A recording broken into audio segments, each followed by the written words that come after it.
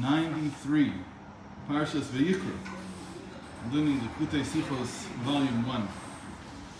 Betchilat Parashat Vayikra, in the beginning of Parshas Vayikra, which is the parsha of the korbanos, of the sacrifices, Neymar Adam ki yakriv mikem korban Hashem, a person who brings from you a sacrifice to Hashem.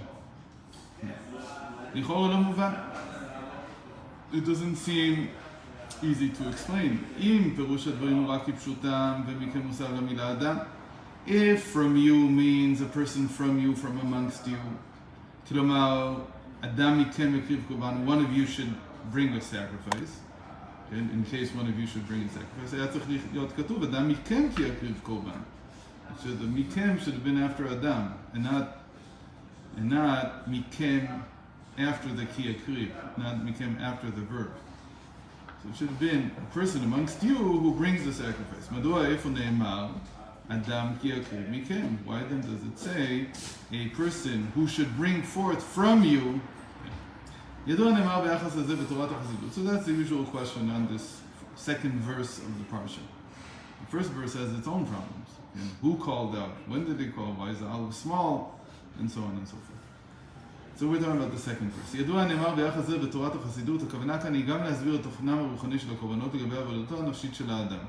So when Chassidus tackles this question, it tries to answer the pshat using the notion that when a person brings a sacrifice, he's also performing a psychological ritual. He's doing something with his psyche. He is serving Hashem with his psyche. We know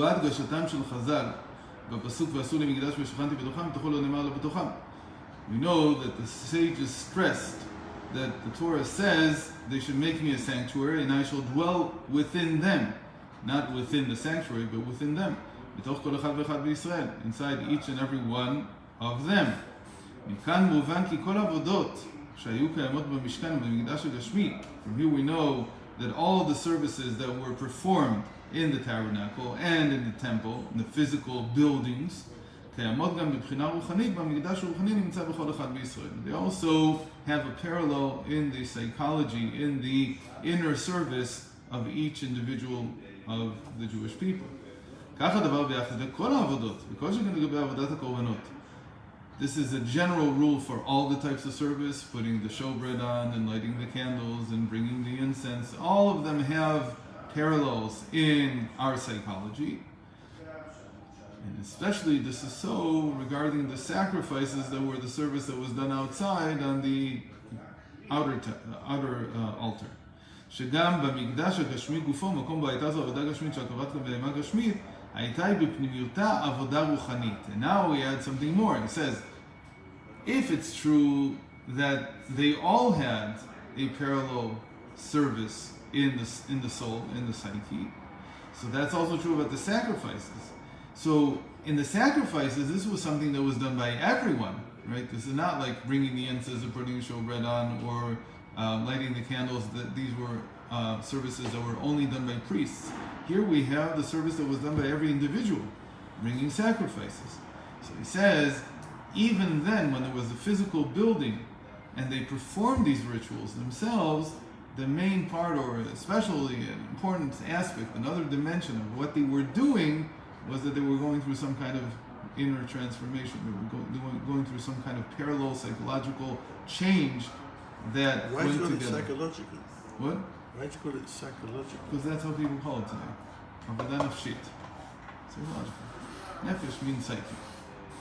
If you have a better word, I'm happy to hear it. משום כך, הייתה דרושה בשעת הקרבת הקורבן השתתפות הכהנים בעבודתם והלוויים בשירם וזמרם, דברים שהם רוחניים. That's why, in addition to the sacrifice itself, while the sacrifice was being put on the altar, so the Levites would sing. And why would they sing? Because the singing itself, that touches, that opens up the spiritual aspect in the person, the psychological aspect in the person. That's what opens him up.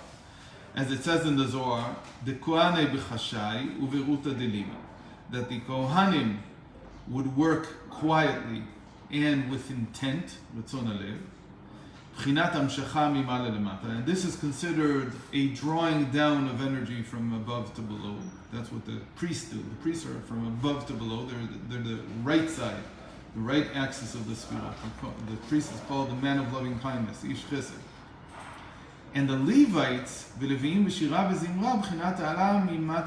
Levites, they're the left side. Right? They're Gevura, they're might.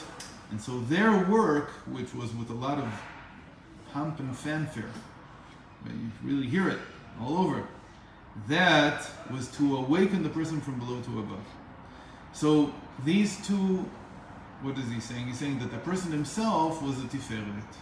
The person himself, tiferet adam lashevet bayit, that the person himself provided the middle axis.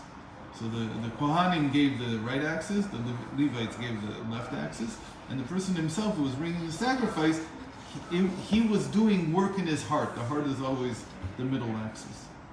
So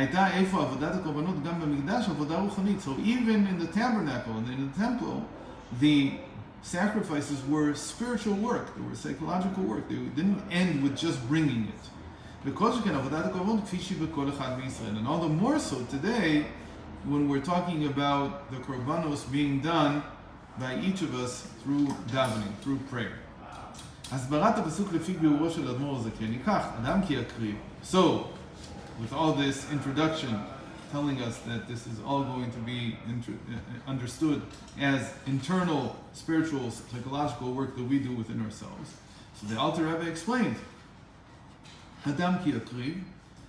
What does it mean that when a man wants to bring, she'adam rotzeh litkarev l'elokut, yakriv really means to draw close. So that when a person wants to come closer to God,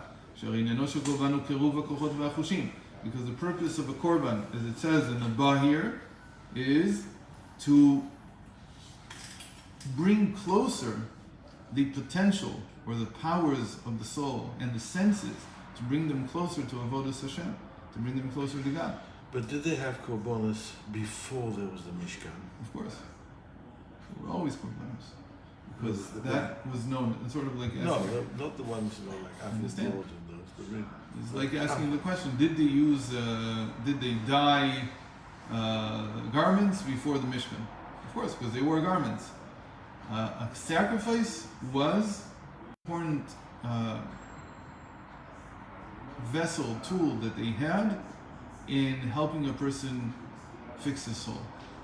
So then it's always that way. So then you haven't explained what's the Kiddush, because you haven't said what happens, because it's now done in the Mishkan. It was always sacrifices, so then it wasn't enough kamina. But before then, you can say that it was all from below. All the sacrifices that were brought, this was the technique that human beings had learned from the time of Adam, from when Adam was created. The first day he was created, he brought a sacrifice. And Abel and Cain brought sacrifices. Everybody brought sacrifices not because they were commanded to, because that's how a person fixes his inner self. If you talk to a lot of people, they would say the sacrifice soothes the soul. What does it soothe it? What does it do? It calms you down. It says you've done something for God. God will give you something back. It's sort of a way to try to balance out the feelings of the soul. So you could say in this case the sacrifices were for us, for the people that were bringing them. But once Hashem gave the commandments to bring sacrifices, and He says L'reach nichoach shel Hashem, He's flipping the tables entirely, and He's saying these sacrifices are not for you; they're for me. And that changes the whole equation. Meaning that now I'm commanded to bring. All the sacrifices that were, at least as far as I know, I may not know enough, but from what I know, the sacrifices in the ancient world were all voluntary. They were not necessary for the individual. I'm talking about the individual. Could be that, as this community, people decided that they had to bring some kind of sacrifice once a year or whatever it was. But as individuals, there wasn't such a thing. You weren't obligated. You brought it voluntarily. I'm not saying that people didn't force people to bring their firstborn sons and sacrifice them or things like that. That was done. But I don't think that was done voluntarily. It was done as like a communal thing because the community tells you to. But here it changes the whole picture, which is saying that it's up to you to perform God's will. It's a different equation. And that changes the whole meaning of it. To put it another way, that if a person today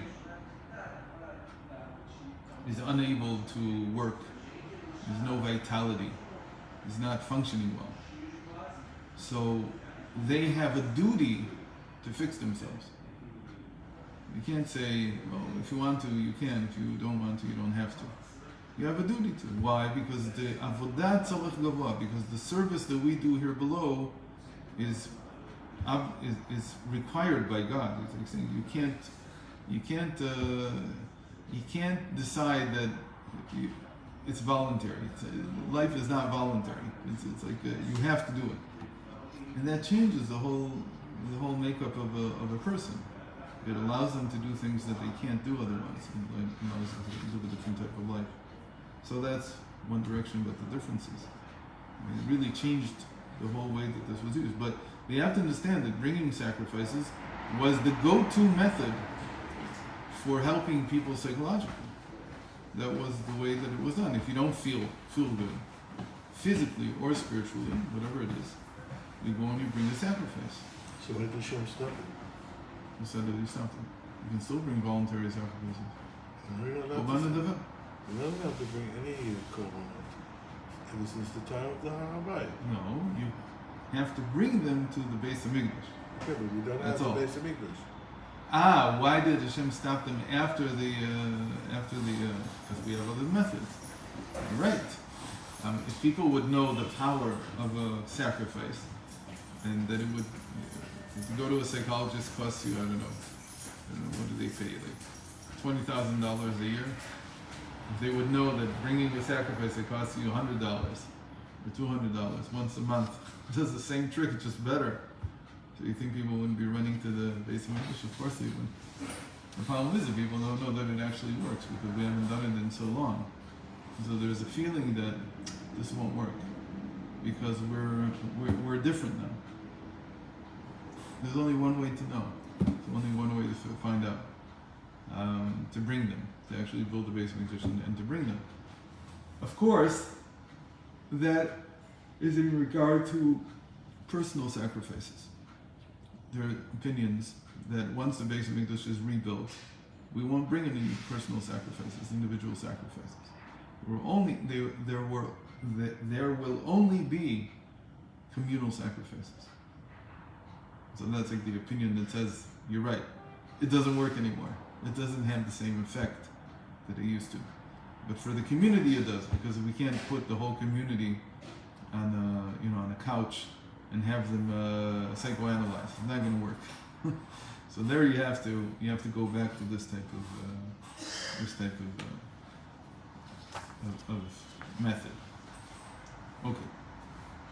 In any case, says the Alter Rebbe, Mikem korban Hashem alav le'akriv mimenu atzmo. The word mikem literally means from you, but it's from your substance. Okay? Mikem means you're bringing yourself. Alav le'akriv mimenu atzmo. He has to bring from him himself, from his own substance. דבר זה עצמו כולל שני פרטים. This itself includes two details. The first, mikem. What is the essence of the person? What is the substance of a Jew? It says a substance is the divine soul. So to bring from you, from your substance, means to bring from the divine soul. The second detail is that the verse continues, Adam ki akriv mikem korban Hashem mina be'ema, mina tzon, mina bakar. Or mina bakar, mina tzon. Mina be'ema says, from what do you bring the sacrifice? From animals, domesticated animals. Ha-be'ema nimtzet b'lev ha'adam. Says the Alter Rebbe that the second detail is that you cannot only bring from the divine soul, you also have to bring from the animal soul. Okay? So it's mikem, the essence of you is your divine soul. but what you're going to bring is from the animal soul. הנמצאת בלב האדם, which is what's in the heart, מן הנפש הבהמית, from the animal soul. בקשר לכך נאמר, בהמשך הפסוק, מן הבקר ומן הצאן. It says in the continuation of the verse, it details which domesticated animals, פרטי הדרגות של הנפש הבהמית, the different degrees of the animal soul. כפי שהדבר מוסבר בתורת החסידות, it was explained in Kuntras Atfila, in chapter 8. There it gives what each animal, the sheep and the goat and the cow or the bull, what they represent in the animal soul. התכלית אינה העבודה של הנפש האלוקית כשלעצמה. Now we're doing the submission part of this Sichot. And he says, you might think that the purpose of bringing a korban, the purpose of serving God, is to serve God with your divine soul. What does that mean? To be celibate, for instance. You should only be divine. You should be detached from your mundane desires and passions, and that shouldn't be part of it. What? So you might think that that's how it was, but he says no. The goal of all divine service, even in the divine soul, even in the part of me that's abstract and beyond the physical, is to refine the animal soul. And refining the animal soul is the purpose itself of life. And this is even alluded to in the verse because it says a sacrifice to God.